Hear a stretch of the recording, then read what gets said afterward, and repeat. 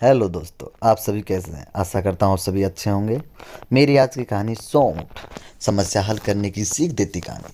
अजय राजस्थान के किसी शहर में रहता था। वह ग्रेजुएट था और एक प्राइवेट कंपनी में जॉब करता था, पर वो अपनी ज़िंदगी से खुश नहीं था। हर समय वो किसी न किसी समस्या से परेशान रहता था और उसी के बारे में सोचता रहता था। एक बार अजय के शहर से कुछ दूरी पर एक फकीर बाबा का काफिला रुका हुआ था। शहर में चारों तरफ उन्हीं की चर्चा थी। बहुत से लोग अपनी समस्याएं लेकर उनके पास पहुंचने लगे। अजय को भी इस बारे में पता चला और उसने भी फकीर बाबा के दर्शन करने का निश्चय किया। छुट्टी के दिन सुबह सुबह ही अजय उनके काफिले तक पहुंचा। वहां सैकड़ों लोगों की भीड़ जुटी हुई थी।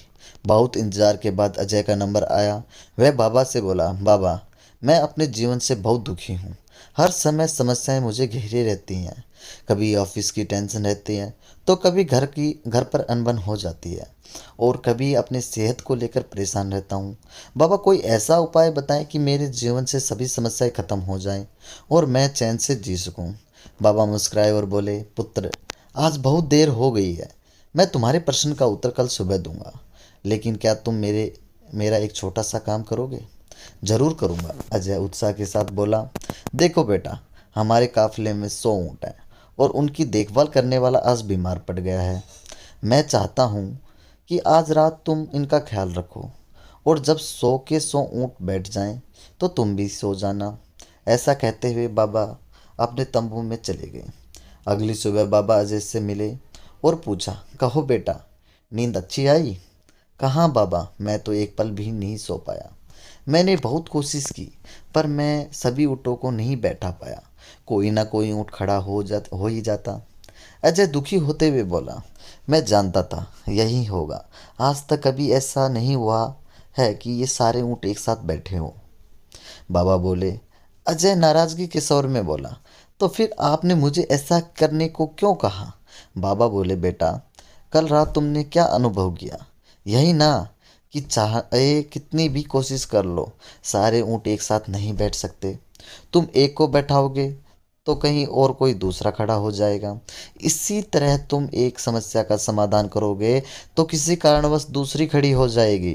पुत्र, जब तक जीवन है ये समस्याएं तो बनी ही रहती हैं, कभी कम तो कभी ज़्यादा। तो हमें क्या करना चाहिए? अजय ने जिज्ञासावश पूछा। इन समस्याओं के बावजूद जीवन का आनंद लेना सीखो। कल रात क्या हुआ? कई ऊँट सोते रात होते होते खुद ही बैठ गए, और कुछ तुमने अपने प्रयास से बैठा दिए, पर बहुत ऊँट तुम्हारे प्रयास के बाद भी नहीं बैठे। और जब बाद में तुमने देखा तो पाया कि तुम्हारे जाने के बाद उनमें से कुछ खुद ही बैठ गए। कुछ समझे? समस्याएं भी ऐसी ही होती हैं।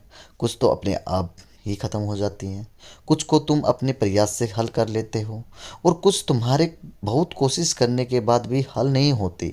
ऐसी समस्याओं को समय पर छोड़ दो। उचित समय पर वे खुद ही खत्म हो जाती हैं।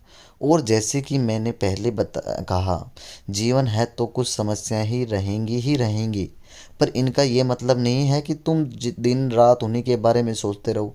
ऐसा होता तो ऊँटों की देखभाल करने वाला कभी सो ही नहीं पाता। समस्याओं को एक तरफ रखो और जीवन का आनंद लो। चैन की नींद सो, जब उनका समय आएगा वो खुद ही हल हो जाएंगे। पुत्र, ईश्वर के दिए हुए इस आशीर्वाद के लिए हम उसे धन्यवाद करना सीखो।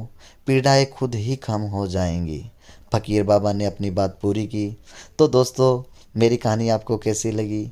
अच्छी लगी तो लाइक एंड शेयर करें, सब्सक्राइब करें। दोस्तों, जीवन का दूसरा नाम ही समस्या है। देखो दोस्तों, समस्याएं तो आती रहेंगी, जाती रहेंगी।